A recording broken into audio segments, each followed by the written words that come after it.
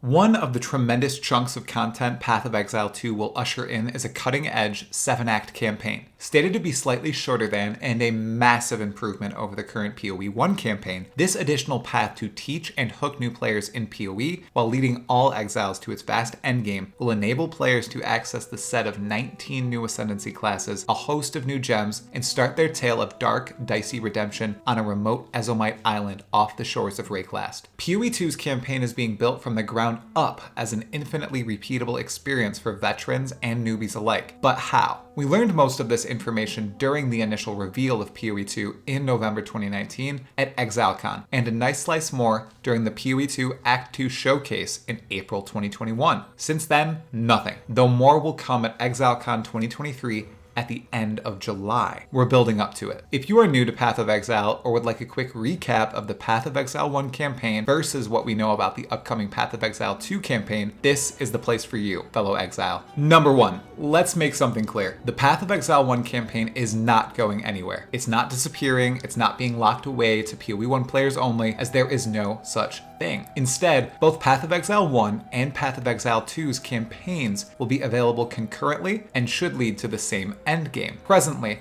this endgame would involve fragments of the Shaper and Elder, buzzied encounters with the Conquerors of the Atlas and Cirrus, the Maven's playful Mind, Memory, and Gambit games, the Siege of the Atlas by the Eater of Worlds and Searing Exarch, and everything else accessible by the current Atlas passive skill tree and map system like Synthesis, Betrayal, Bestiary, and Incursion. When PoE 2 releases, the next endgame edition or revamp will probably be mere months around the corner. Surely the Atlas shall experience some form of catastrophe then, caused by the cleansing fire, the tangle, chaos itself, or, let's hope not, more gods. Whatever that disaster will be, it's not too long off. Number 2. The Path of Exile 2 campaign will be shorter than PoE 1's 10-act campaign. Confirmed by GGG at ExileCon 2019, they know the current campaign is a bit too long and are actively addressing it with Path of Exile 2. The goal with this is to quicken the road to PoE's endgame, while also improving the pace of the campaign for players new and old. It will still be linear in the sense of progressing from Act 1 to 2 to 3 and so on, but with its tightening, Grinding Gear Games seeks to spellbind new players in the PoE experience and recapture past and present players with a highly variable, high-quality new campaign. Plus, any qualms you might have with other titles aren't part of PoE. Cinematics are near non-existent. All conversations can be skipped, and there's no backtracking. You're always moving to the next battle and story step. Of course, this means folks who desire the optimal trail to endgame will likely always run the PoE 2 campaign, even though this is GGG's overall goal. Those who arrive post Path of Exile 2 or are interested in a severe dose of nostalgia can always swap back to the PoE 1 campaign, wash up near Lionized Watch, overcome the trials of Dominus, and slay the Karui God of Slaughter and final act boss Kitava and Oriath as uber-powerful exiles of Rayclast. Number 3. The 19 new Ascendancy classes introduced in Path of Exile 2 will only be available by running through the new 7-act campaign, at least initially. The Lord's Labyrinth will not be how characters ascend. Instead, a brand new system like the Lab or the Forbidden Sanctum will arrive. As it currently stands, once an account completes the new campaign at least once, all future characters can ascend to PoE 2 Ascendancies, even if they choose to play through the first campaign. This is also true for the PoE 1 Ascendancies. Once an account completes the PoE 1 campaign at least once, as many existing accounts will have already done by the time PoE 2 releases, that account will be able to ascend into any PoE 1 Ascendancy, even if they play the second campaign to reach endgame. How this will work with the Trials of Ascendancy and offerings to the goddess in the Atlas and maps is currently unknown. Number 4.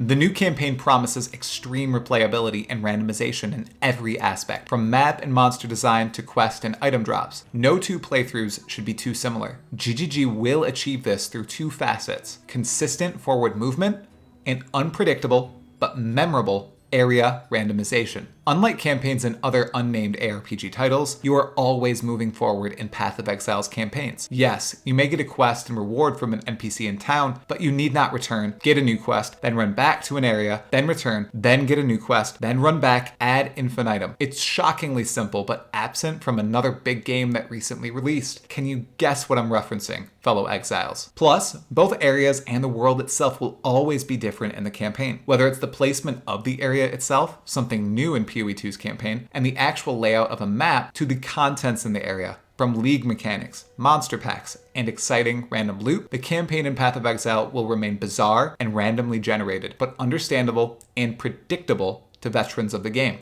Many may disagree, but with a campaign like this, or even in Path of Exile 1, there's no need for an adventure mode. In a game like Diablo 4, it's 100% needed.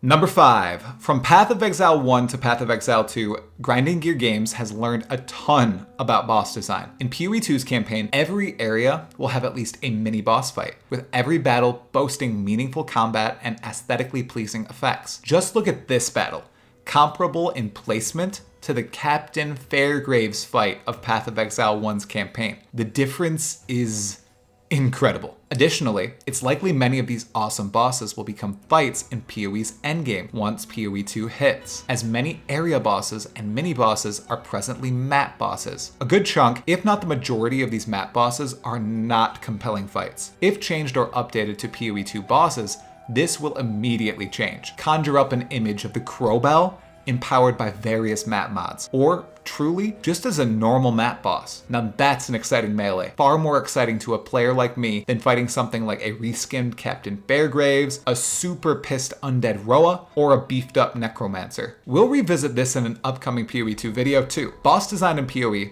especially it being an ARPG, is great, and PoE 2's bosses are shaping up to be stellar as well.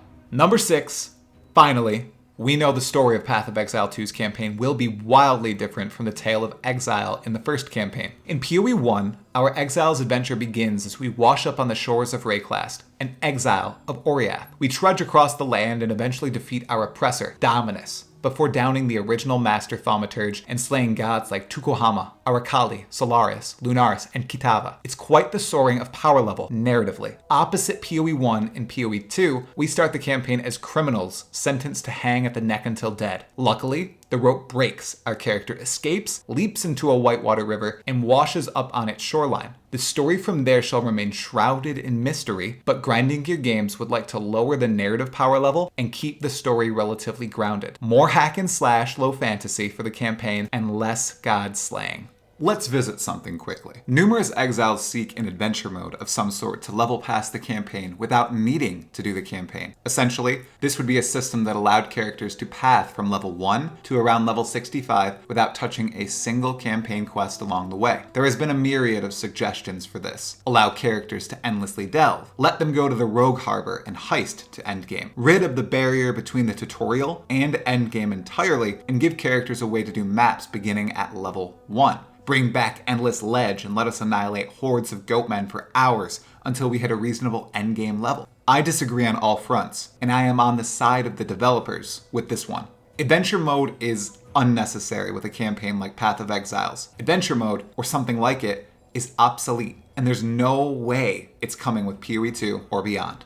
Adventure mode is necessary if the campaign is a tremendous slog, bogged down with unskippable dialogue, constant back and forth between NPCs with arduous fetch and protect quests, when it lacks overall constant action and improvement, and it boasts no real choosable rewards. Additionally, muddying the content at endgame versus the content necessary when a character first starts lessens the sense of progression players feel. Moving from Act 1 to 2 and so on and so forth all the way to maps, especially at the start of a league, is a great feeling that won't be captured with something like Endless Delve or mapping from first level. Path of Exile, even with its first campaign, and from what we've seen, with its second campaign, achieves highly in each of these spheres. Diablo 3 and now Diablo 4 do not, and therefore need something akin to an adventure mode. Although plenty of completely sane exiles and potential Path of Exile players plead for a way to skip the campaign league after league because it's a slog, Grinding Gear Games appears to believe Path of Exile 2's campaign is the solution. With increased randomized layouts, branching optional paths, improved gameplay systems,